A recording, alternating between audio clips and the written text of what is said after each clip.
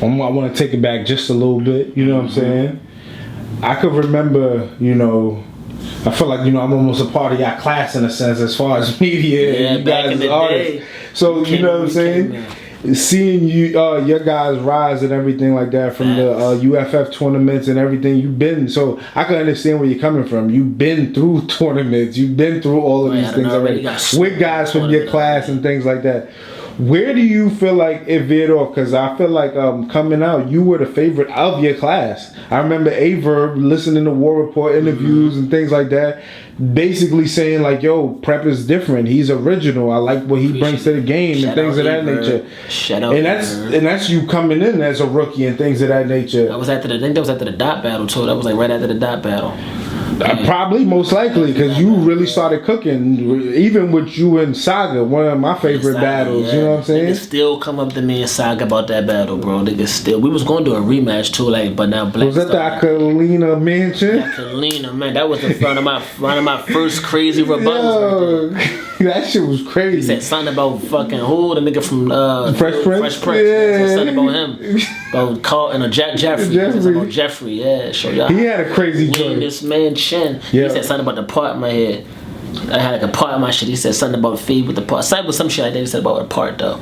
You don't want no. That was like a rookie classic type of battle. For me, that was like my JC and Chilla in a sense. Like that was crazy. Like one of them joints where I remember it was like, yo, these dudes just clashed. No, they fuck with that. And you guys are the original, I guess, rookies versus vets as well. Like, you know, creating that whole energy of rookies versus vets and things like that. The first ones to make that shit happen. Where do you feel like your fall off came from? Where like you see the T-Tops or the Briz or the Chess or, you know, certain guys from your class, even Saga and things like that, you know.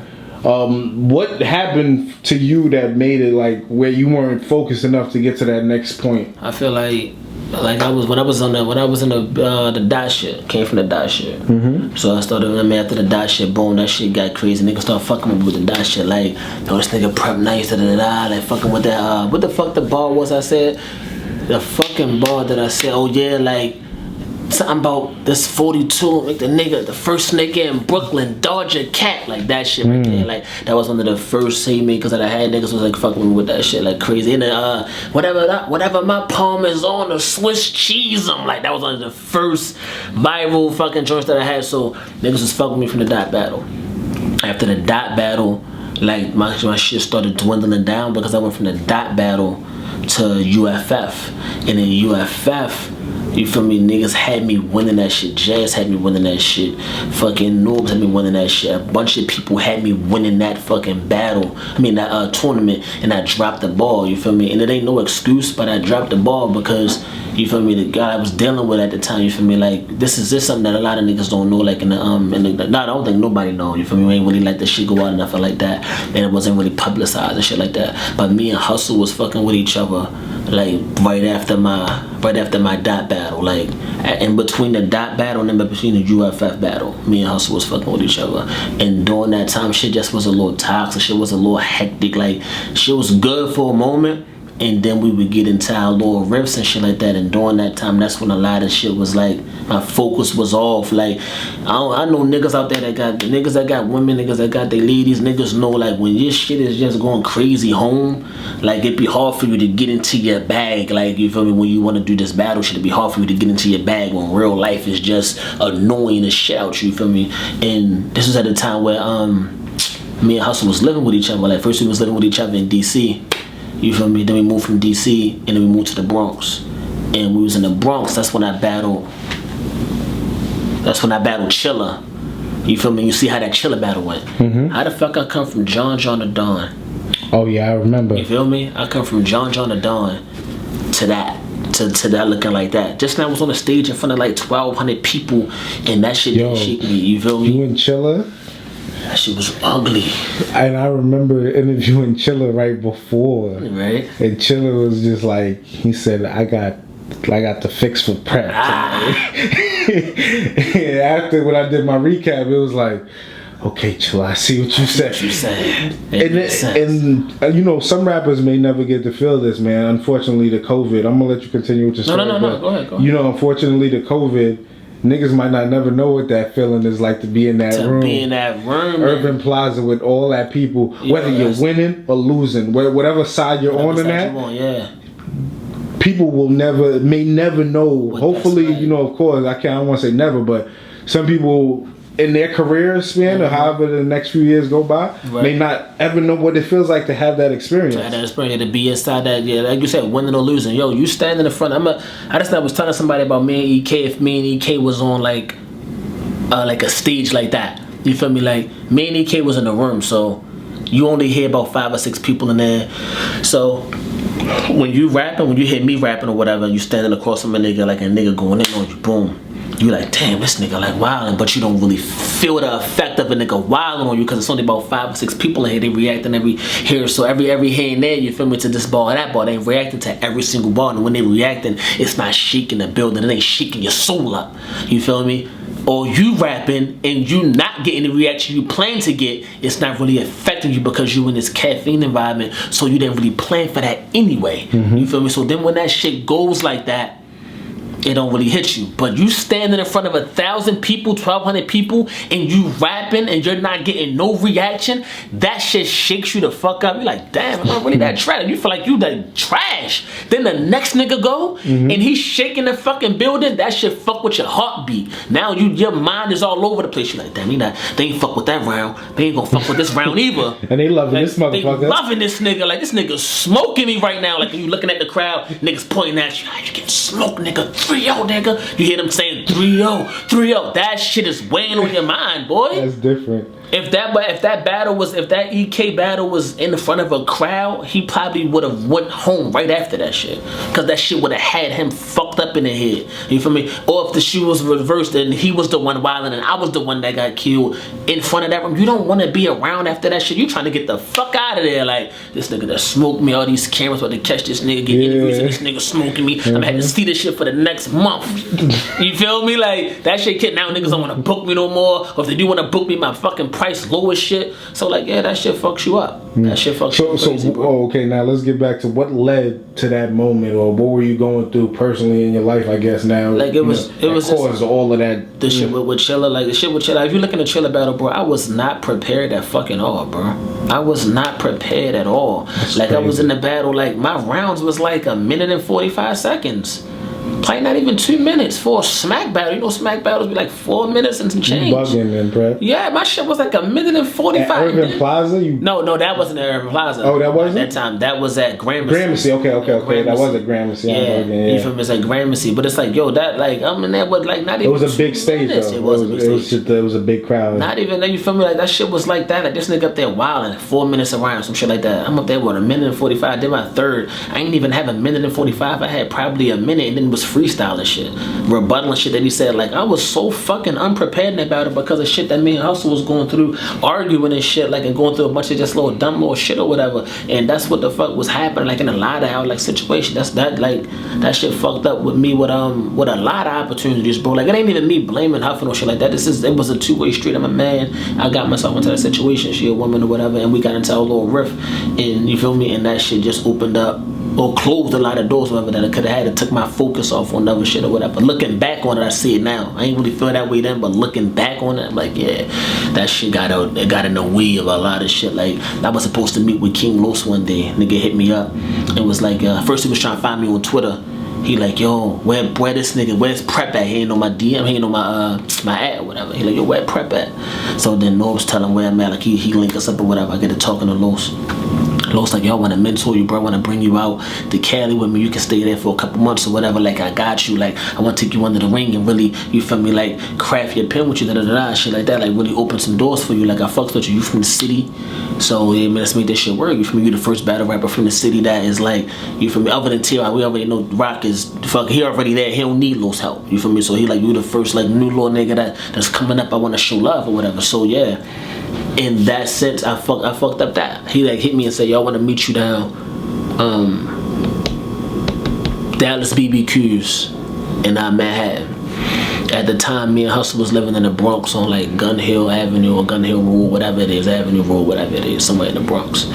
So the day I was supposed to meet Los, we getting into a whole bunch of just other shit, like in the crib, just like arguing about a bunch of dumb shit, like just a bunch of, I don't know what the fuck it was about, some stupid shit.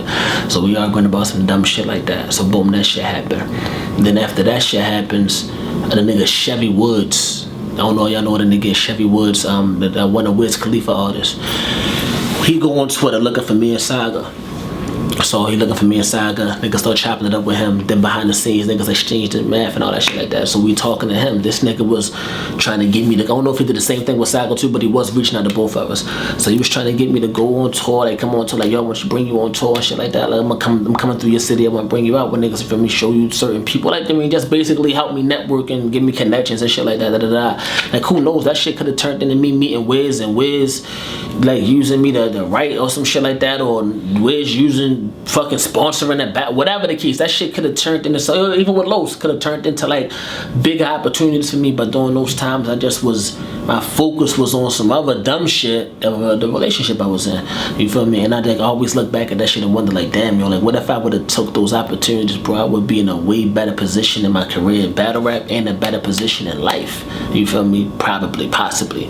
But yeah, that's why like now, boy, I don't let none of that shit get in the way. Like if you in the way of me progressing, now that I'm older now, wiser now, so you in the way of me progressing in anything, my job, schooling, me parenting, my fucking battle rap, you in the way of that, like you bringing negativity and time, man, you the fuck out of here.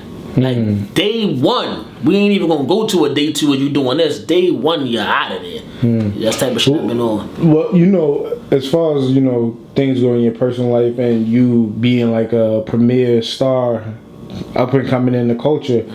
Besides your relationships, what like was that also affecting some of your battles, performances afterwards, and things like that, or was it? No, I think afterwards I was just inconsistent, bro. Okay. I was inconsistent. Like it was times I would have like good battles and bad battles. Like I give a nigga a John battle, and like niggas like, yo, that was a good battle, no matter what the narrative is about what happened. Before I even go on, let me say this.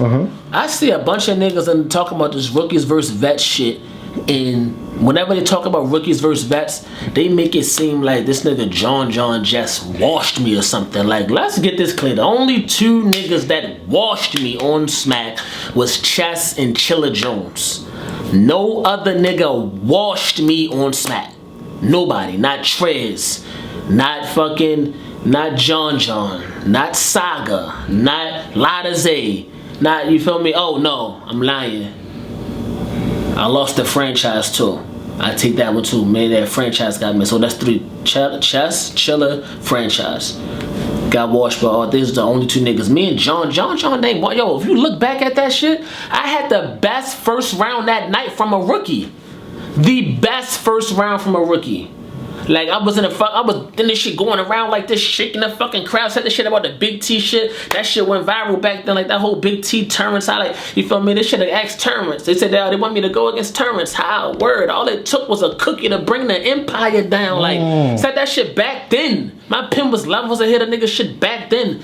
My first round, I'm looking at John telling him, yeah, nigga, like you, like telling that nigga, like, yeah, boy, this ain't gonna be that type of party. Like I'm over there spazzing in my first. Like Chess didn't do that in his first. Chess choked in his first against Dan. Was it his first he choked against Dan? I think it was his first. He choked against Dan. Whatever the case may be like that. Briz didn't wild out against Verb in his first because Verb had that shit about the Star Wars shit or whatever. Briz lost the first round. T-Top and Charlie Clips. T-Top didn't spaz out in that first round. Wavy spazzed out in the second round with the zombie shit against Real Deal and Snow. Nobody even know about that battle. Nobody know what happened in that battle. Saga and Suge, Saga didn't wild out to the second and third round because in the first, that's when Suge was doing all. I forgot that other. He did something as far as the church or whatever, and he was spazzing on that nigga Saga in the first round. So the first round, out of all the rookies, I was the only one that possibly won his first round against the vet. The only one. The other two rounds, I get him to John clearly. The nigga was spazzing on Nunu, spazzing on me. He was wilding. He was showing